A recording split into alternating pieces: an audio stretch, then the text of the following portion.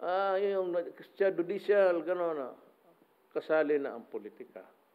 You know, I'll tell you what. Election is noble. It is a practice of democracy that you elect leaders to guide the nation. Election process, but sometimes be, thinker. And that is why you have election cases, barilan dyan. The process is abused and trampled.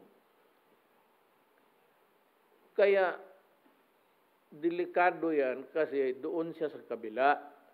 Nandito ako, nagtatapunan kami ng basura. Ngayon, kung cabinet member siya and she goes to look into the records that are classified,